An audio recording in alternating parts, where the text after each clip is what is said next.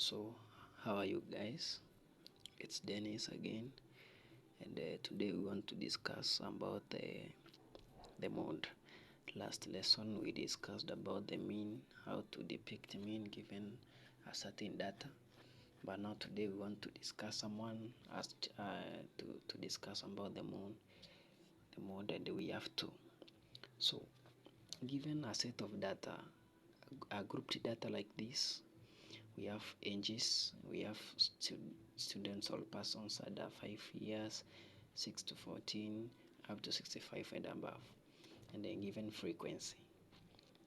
Either under 5 we end 16, this we end that 5, 15, 24 we end 42 persons, 25 to that 4 we end that 7 persons. How can we calculate mode given a certain data? So in mode, we have a formula that guides us to calculate the mode, and the formula goes by L plus D1 over D1 plus D2 then times I. So what's L? L is the lower class limit. And how can we find the lower class limit? So from our data, we first check the number, the group with the highest frequency. So the highest frequency is 42. So 42 is the highest frequency. So that means this now will be our class. This now will be our class, since 42 has the highest frequency. And how can we find the lower class? So the lower class, it's the number before the 15 here now. That means we end, for example, it's 14. So we end 14.5, then 15.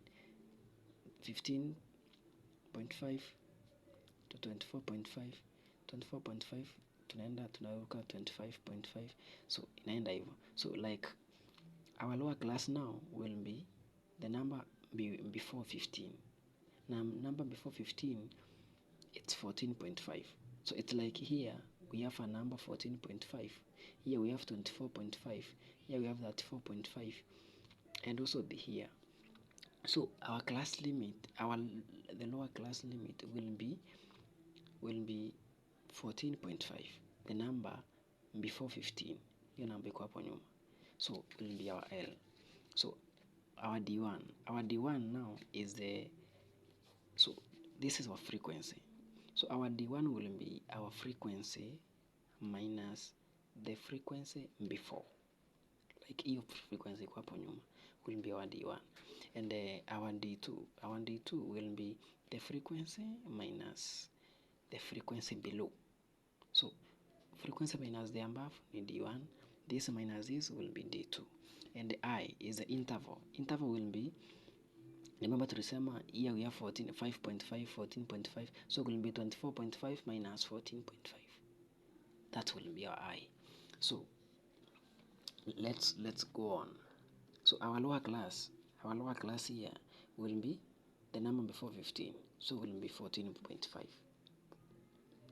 So 14.5, then plus, tumesema D1 it's frequency minus the number above, so it will be 42 minus that 5, and will be 7 over our D1, it's 7, plus D2 will be 42 minus that 7. So 42 minus that 7, it's 5. So we have 5. Our interval, 24.5 minus 14.5, it's 10. So we have times 10. So this will be 14.5 plus 7 over 12 times 10. Using our calculator, what's 7.5? 7 over 12 times 10. It's 5.8333. So we have 14 5.5 plus 5.8333. So when we add this number, when we add 14.5 plus what? Plus 5.8333, we get 20.333. So we get 20.333. So that means that our mode will be now we've got 20.333. That will be our mode. Or otherwise, one can say it's the number before.